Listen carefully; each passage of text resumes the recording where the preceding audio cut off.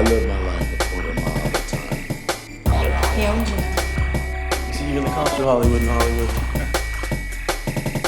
It don't matter if you win by an inch or a mile. Winning's winning. Something about engines that calms me down. For those 10 seconds or less, I'm free. The Fast and the Furious.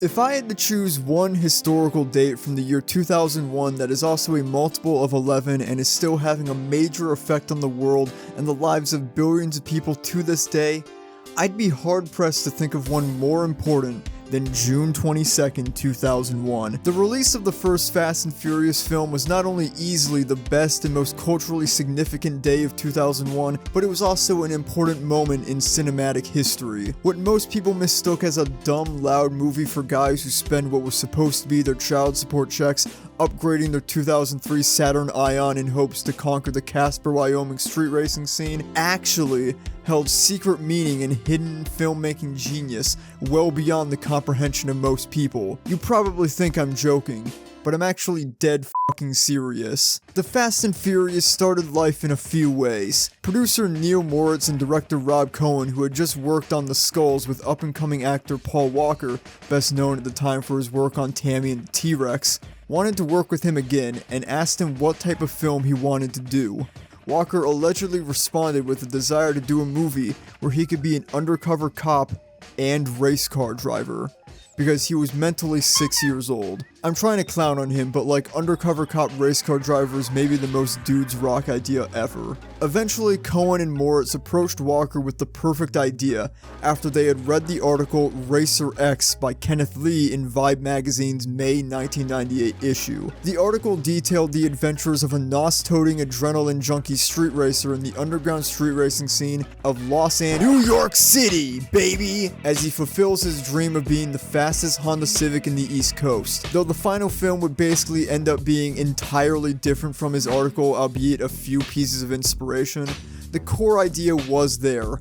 Hot young adults with even hotter sports cars and the police who wanted to put a stop to it. Although Paul Walker was apparently part of the initial pitch of the film, other actors were considered for the lead, including Christian Bale, Mark Wahlberg, and even Eminem. I'm sorry, but if Eminem was Brian O'Connor, this movie would have become a holy text for white boys. I mean, holy shit. We got 8 Mile out of it though, so no foul. Paul Walker was given the role, of course. So the team got to work making little Paul Walker's dreams come true. It went through a few iterations, initially being called Racer X, just like the article. The original plot was extremely different. I went into Universal and told them I take Romeo and Juliet in cars. I told them how I thought it would go, these competing groups, with Brian and Mia meeting for this big race war. It would have been about nihilistic anti-heroes, street racing, gang wars full of tons of shootouts, hip-hop, metal.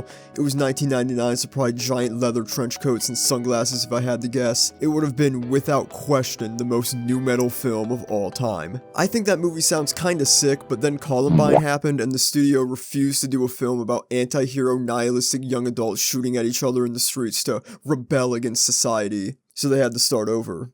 If anybody knows where I can read this original script, hit my line. But ultimately, they brought in David Ayer, later known for End of Watch, Suicide Squad, and The Beekeeper, which is a fucking amazing film, by the way, who apparently turned the film into what we all know and love, a diverse cast of colorful characters set in Los Angeles, and Gary Scott Thompson continues to be credited as the primary writer and creator of all these characters, and he apparently did not do that. It was to be a film about an undercover cop infiltrating a gang of adrenaline junkies who want to pull off dangerous heists under the command of their eccentric and dangerous leader, only for our hero to get too attached to the gang and question his loyalties. And hey, why is there Point Break footage over this? Not talking about Point Break right now. Everything from the aggressive early 2000s soundtrack featuring nu metal and techno drum and bass to its style, cinematography, overall attitude, it just clicked. Like a seatbelt. This film has often been credited with introducing millions of people to cars as a way of expressing themselves, a hobby, a new purpose for their child support checks. It was like Top Gun, but for Valvoline. And as is per usual around here, the rest of Film Analysis YouTube is afraid to touch this movie. Everyone except me like 2 years ago, and this guy who says the movie is an allegory for the apocalyptic unification of Protestants and Catholics in the United States government. I don't really know whose side this guy is on, but either way, he's insane and I love this video. When they went upon their four sides, and they turned not when they went. The throne of God is all-wheel drive. For a long time, though, I didn't love this movie. I thought it was mid, just some stupid bullshit about big, loud, stupid cars. It took me a while to realize the truth. It was actually about small, loud, stupid cars. They say if you stare at the abyss long enough, the abyss stares back.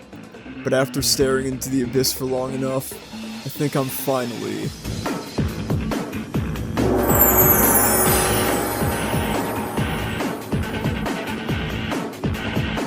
The Fast and the Furious is the tale of Brian O'Connor, the worst undercover cop of all time, and how he helped Panasonic lose over $6 million in 2001. On a first-time viewing of this movie, it can come off as a bit meandering, pointless, and weird. It's basically a Point Break ripoff, but with somehow even more homoerotic undertones. It's not exactly the gayest movie. I mean, you can watch guys spit shine each other's asses on the internet, so this isn't really anything to write home about, if you typically only write home about the gay porn you saw recently. But the love that Brian and Dominic Toretto develop for each other is nothing short of beautiful. Also, his name is literally Dom, like, yo, pause. The plot is essentially, Brian befriends the Toretto family and falls in love with them. All the while, he's supposed to be investigating the street racing scene to find out who's been shooting semi-truck drivers with harpoons to steal $6 million worth of DVD players. Obviously, it ends up being Toretto's crew. Now, I say he's trying to crack the case, but really, he's just fucking around. This is a classic cop movie where the angry police chief has a point. He is a loose cannon, and he does play by his own rules. Check it out, it's like this looking ass. Brian's laid-back approach to the law puts me in an awkward position. On the one hand, I hate the institution of the police, and the more time Brian spends street racing, the safer the community becomes, because he's not out there shooting unarmed civilians and dogs. It's like when you see those videos of cops doing kickflips. We need to replace the police department with Tony Hawk. But on the other hand, from a story perspective, I have to wonder why Brian even joined the LAPD at all if he had no intention of shooting unarmed civilians and dogs. He's passionate about cars, he's a solid mechanic, a talented racer, so he could have just as easily gone into a car-related profession and likely been extremely successful and happy. Usually, these undercover cops become friends with their Mark-type movies have some sort of very explicit conflict where the undercover cop has to make a choice between their duty and their friendship. Both 21 Jump Street movies do this, Point Break does this, I assume the Point Break remake that I never wanted to see does this, but The Fast and the Furious does not do this. Because Brian doesn't really have that internal struggle, and that's not what this movie is about. It's about the corruption of Brian O'Connor. You see, Dom doesn't actually need to commit any of the crimes in the movie. You'd think it would be for a noble reason, family needs the money, they're donating it to charity, helping the impoverished or something, but in his own words, he merely does it for fun, pure love of the game. The $6 million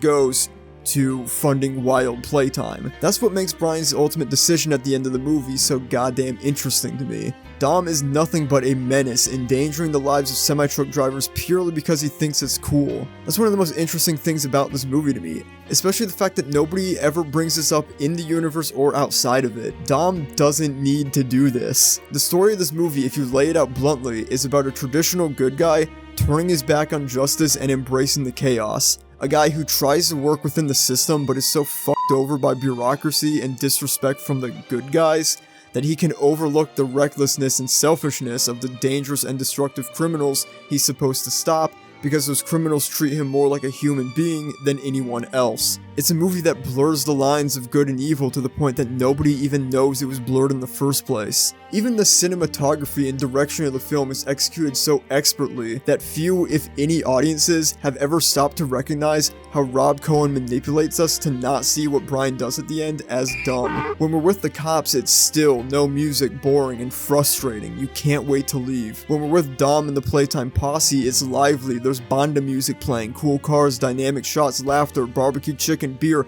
big booty Latinas. It's high energy. This is called making a fucking movie. While many critics and admittedly myself wrote this off as eye candy fluff to make teenage boys in the theaters go whoa, hot girls and cool cars. What we're missing is the insight to understand that that is exactly what they want us to do. The core of the movie is the corruption and manipulation of Brian O'Connor. It's about intoxicating him, and that means intoxicating us. A baby movie would have made this explicit. There would have been a realization scene where he spells it out for us. Oh my god, Dom got in my head and he hypnotized me with the promise of the good life. But the Fast and the Furious respects his audience by not telling you what it just did to you. That may sound strange to say as a positive considering Rob Cohen has multiple sexual assault allegations to his name, but the fact that nobody ever pointed out this aspect of the film proves to me that he at least did his job. What Brian does at the end, letting Dom go back out into the world he has proven to time and time again he will pillage and lay waste to, is viewed by almost everyone who watched the movie as the noble, honorable thing to do. Many writers have been praised for writing villains we can empathize with, but few people genuinely think that the Joker is really the hero, or that Zuko did nothing wrong. Dom tricked the entire world. It's not just Dom though, scenes with Jesse and Mia, the barbecue, building the cars, it all goes a long way to humanize these people and justify what they do in Brian in our eyes. So let's talk about the crew by going over my favorite scene in the movie. The tuna sandwich fight. Think of all the best scenes you've ever seen in a movie. The death of Captain Alex, the end of Wachowski's Speed Racer, any movie ever made in Indonesia, the entirety of the movie Speed. All scenes where the director said, hey, fuck everyone who has ever lived, I'm about to sauce out to the balls out, stankin' like sauerkraut. If any of those scenes I mentioned above don't get your dick harder than skee ball at the Armless convention, I got 2 words for you. Shut the hell up, nerd. The tuna sandwich fight might not look like it on paper, but it actually does a good-ass job at being a good-ass scene. Oh yeah, I'm gonna be paraphrasing a lot of what Vic Miller said in his article on this scene, which I'll be linking in the description. I had some different interpretations than him on certain aspects, but don't get it twisted. He's way better at watching movies than me. I thought the scene sucked dick before I read his writings on it. I just don't want anyone watching this to think I'm smart or cool. I'm actually retarded and smell bad.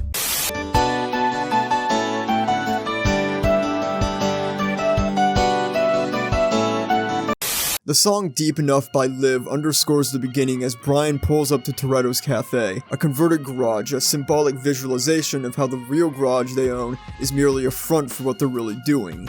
Crime, just like the garage is visually a decorative front for the cafe. The lyrics to the song, we hit the room, me and my crew, and it was cool until we bumped into you. Obvious foreshadowing of how Brian's appearance will tear the family apart by the end. Okay, well actually he doesn't really in my opinion, Jesse does far more, but the movie's all treated like he did, so whatever. Now it's been years, but there you were like a Mustang, redlining every single gear with a man that danced like he was born in 49, but lost his groove back when Jesus died, and I want to know, are those replacement hips? Potentially a reference to Brian's more simple way of life, born in 49 referencing his traditional career as a cop, 1949 of course being a year that was a long time ago, you know, like he's a relic, he likes a boring sandwich, tuna, he's got a routine, simple Ford Red Lightning, but then a hot white sports car passes behind him. Cool cars are in his background as a character, but also literally in the background of the shot. Are we making a movie or what? Is that a Swatch watch? Do you know what time it is? Time to eat a f***ing sandwich. Brian enters the building and Mia smiles at him but quickly turns to hide it. This shot here is great. The 3 leads in the movie, all with their backs turned to the camera, hiding their real faces. Dom hiding his criminal lifestyle, Mia hiding her crush on Brian, and Brian hiding that he's undercover. But let's also take a second to acknowledge the cleverness of Brian ordering a tuna sandwich. A tuna sandwich. Because he's a tuner. A cartooner. Dom stands up and faces Brian. They stare each other down, not openly, but through a screen door. A filter of their own perspectives. Dom only sees a pretty boy getting too flirty with his sister, somebody who better watch his back.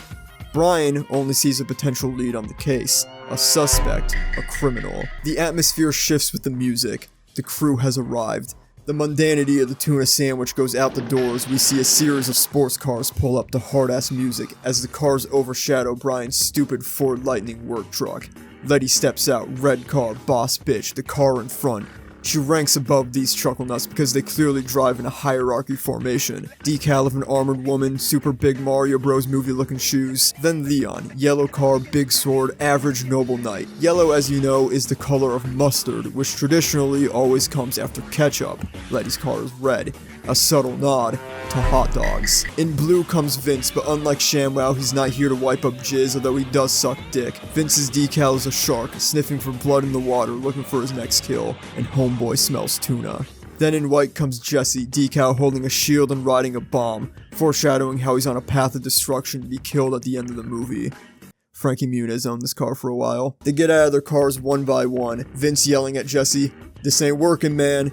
Jesse says, "It's your fuel, man. It's got a nasty hole. That's why you're unloading in third." It's important to recognize that Vince was the third car in line formation, and he gets his fuel for life from insecurity. Jesse and Vince are both having a literal conversation about their cars, but a meta conversation about their life philosophy. Jealousy and envy are bad fuels to live life. Nasty hole. Before Vince can realize what's really going on, he notices Brian's Ford Lightning. "Alley Cat came back for some tuna. We don't like alley cats coming around here and eating all the good tuna, do we, boss?" What's up with this fool? What is he, sandwich crazy? Get his ass, Vince. Vince sits down next to Brian and throws the sugar bowl at him. "You'll need this, cause you ain't getting any sweetness from me." Jesse says, "Oh, he's beautiful," as he puts on a second pair of sunglasses. Brian's too hot for just one pair. Brian feels awkward because why wouldn't he, so he pays and Vince makes one request. Try Fat Burger from now on. You get yourself a double cheese with fries for $2.95. The music timing perfectly with Brian getting shoved in the back and the fight is on. Mia begs Dom to help and we finally hear the first line of this character in the whole series. What'd you put in that sandwich? What'd you put in that sandwich? Nevertheless, Dom breaks up the fight and informs Brian that he's gonna get him fired from his job.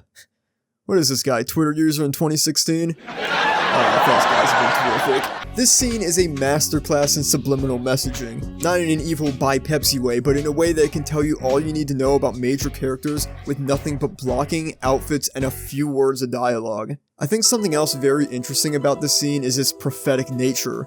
Looking back at the scene in retrospect, knowing the modern reputation of the Fast and the Furious series, this scene is a look into the future and at the subjugation and abuse fans will have to face. The tuna sandwich itself is an allegory for the Fast and the Furious as a series. It was crappy yesterday, it was crappy the day before, and guess what? It still sucks. Yet Brian continues to order it every day.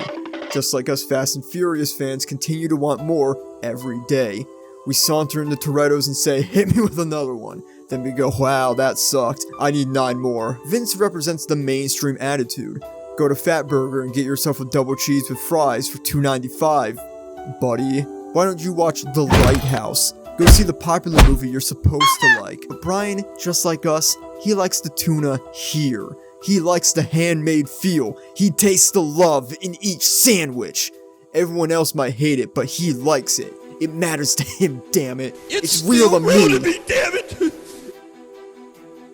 Let's go! Race war! Race war? Come on, Bill! Race war! What do you mean? Traditionally, race wars are when ethnic groups decide to stop talking shit and see what's good. But in the Fast and the Furious, there's something else entirely. Race wars is teased throughout nearly the entire film, always very vaguely, but everyone puts a large level of importance and prestige on the event. It puts delusions of grandeur in my head of some sort of street race deathmatch hybrid, where the toughest street racers go out into the desert with Mount Buster swords and cannons to their Land Evos and Dodge Chargers and see who's really about this shit. But it's actually just drag racing, which I guess probably maybe makes more sense. There's a wild scene early on where Brian still gives a shit about the case he's supposed to be cracking and sneaks into Hector's garage to see if he's the one stealing all the DVD players because he knows what type of cars are doing it, or at least what type of tires. But unfortunately, Hector was serious about going legit earlier in the film before the first race. Oh, do you guys want me to talk about the first race in the movie? The one where Brian pulls up and stands next to his car like he's watching the guy at Subway make his sandwich. It's pretty cool when that guy has PlayStation in his car. It's gotta be like the coolest part of the movie if you're 10. Something fun to think about during this race is whether or not Brian lost on purpose. Think about it, if he won, he wouldn't owe Dom a car and have a reason to keep in close contact with him. Although actually it was much more useful for him to have his car shot at and exploded by motorcycle Asians with submachine guns, so... I mean, he's probably trying to win for real. The two standout characters in the first race scene are easily Edwin, played by Ja Rule, and Noel Guglielmi's iconic Hector. He may have played a lot of Cholo stereotypes specifically named Hector in his day, but this one is by far my favorite. There's just something about him. Something that makes me feel... safe. Anyway, Race Wars. Race war! Vince and Dom catch Brian sneaking around and demand to know why, suspecting that he's secretly a cop. So Brian's like, check it out, it's like this. Hector is going to be running 3 Honda Civics with spoon engines, and on top of that, he just went into Harry's and he ordered 3 T66 turbos with NOS and a Motec system exhaust. I just found out in editing that a Motec system exhaust isn't a thing. Motec makes ECUs. Ooh. Excellent idea, Brian. Let's go to Johnny Tran's garage now, too. Fuck, I didn't explain who Johnny Tran is. Johnny Tran is this guy. He's the closest thing we have to a villain, I guess. I mean, the real villain of this movie is Dom, or Brian, or Vince, or Mia, or the police, or Panasonic. I don't really know, actually. It's definitely not Hector, though. He can't even pronounce his own last name. Is the real villain the educational system? Maybe. Johnny Tran is someone who used to roll with Dom until Dom slept with Johnny's sister, and now they're enemies who vow to stay out of each other's areas, a rule Brian doesn't know, so they shot at his car with submachine guns. Keep these submachine guns in mind. Tran is kinda just a generic asshole gang leader guy. He demands respect and does f***ed up things. Anyway, back at the garage. Brian, Dom, and Vince are forced to hide and watch Tran waterboard some schlub with oil for reasons I forget and then leave. But more importantly than this, Brian notices all the DVD player boxes indicating that Johnny's gang stole them and not Dom. So the SWAT raids Johnny's garage and home only to determine that he purchased them legally for reasons never explained. They tell Brian all we got him on was minor weapons charges. Minor weapons charges in the state of California could have landed Johnny and nearly his entire gang in state prison for up to 8 years.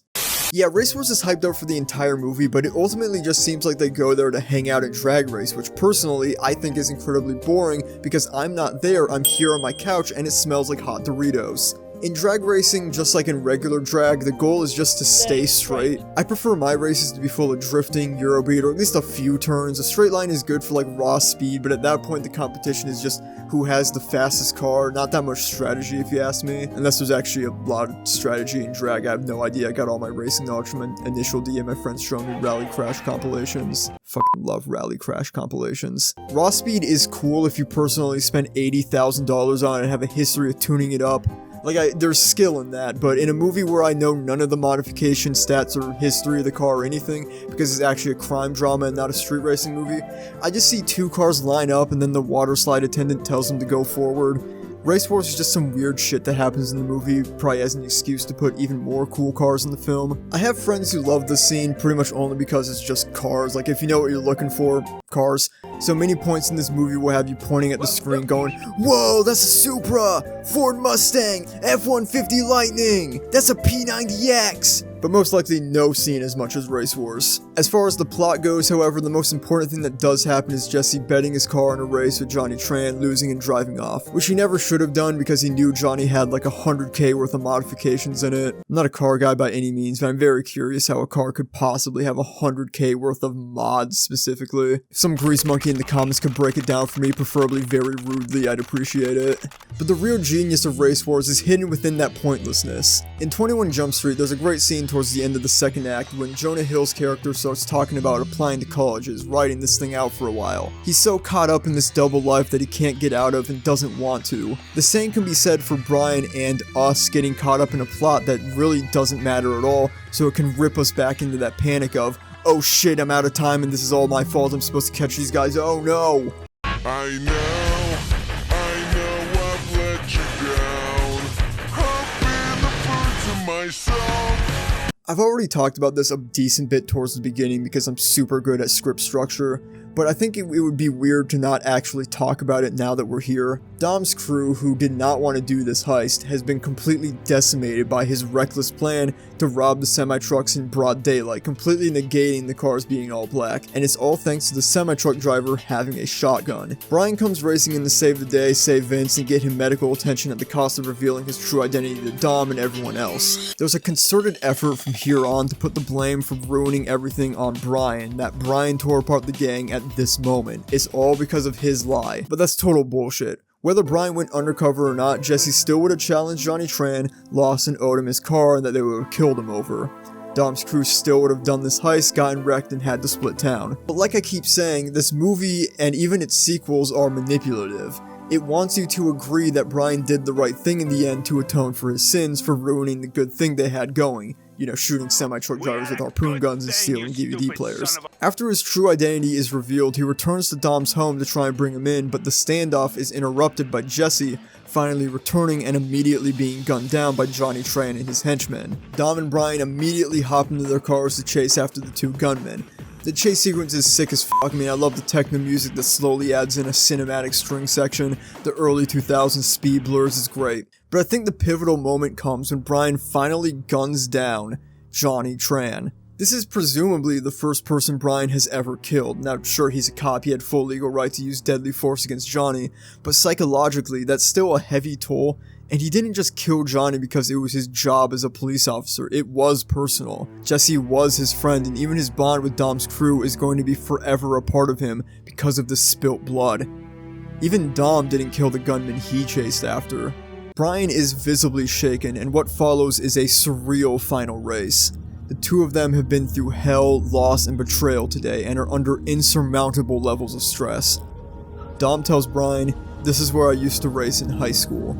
He's returned to a familiar place that gives him comfort, because he knows this could be the last time he ever sees it. Earlier in the movie, Dom says to Brian, "I live my life a quarter mile at a time. For those 10 seconds or less, nothing else matters. I'm free." They agree to race on green. The race begins, there's no music whatsoever, just the sounds of the cars mindlessly racing as if the last 20 minutes haven't happened, as if they can just ignore what's coming. The reality of their situations, the screeching horn that shatters the illusion and stands to break into Dom's world, the consequences of their actions coming at them like a freight train. The scene slows down, the music comes back and is menacing, blurry, and disorienting. There's still no dialogue. Nothing. Just two dazed and confused broken men, each clutching on to the one thing that brings them joy, the one thing they understand. Going fast. I can make as many arguments as I want about Dom being a manipulative, narcissistic psychopath who rages through the earth on an endless pilgrimage of mayhem, but that doesn't change how human this scene is. Two men with nothing left, the weight of their actions heavy, uncertain of what the other will do to them or what the future holds, whether or not they'll ever do anything after this. They spend that time, what little they have, doing the only thing that each of them love. They narrowly escape the train only for Dom to hit a truck pulling out, sending him barreling and rendering his car useless. And what better for Dom to crash into than a semi-truck?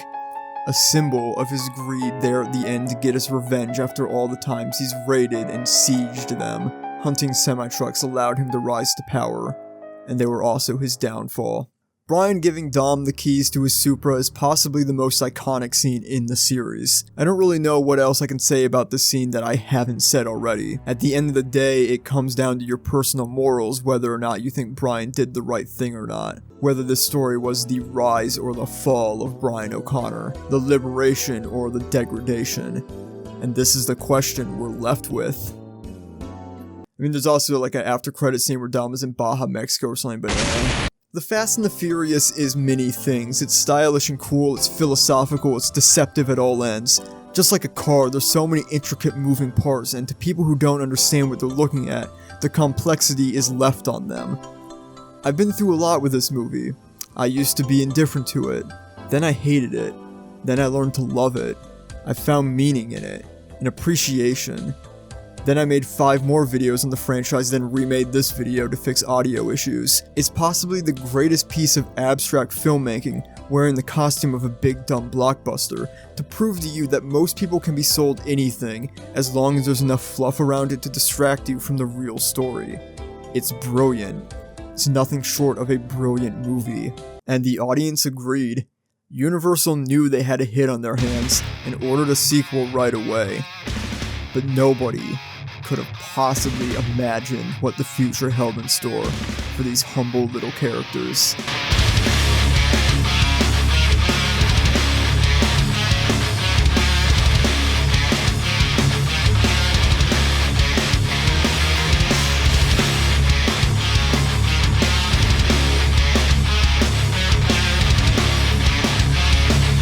I don't need to be friends with fucking Ghoul City.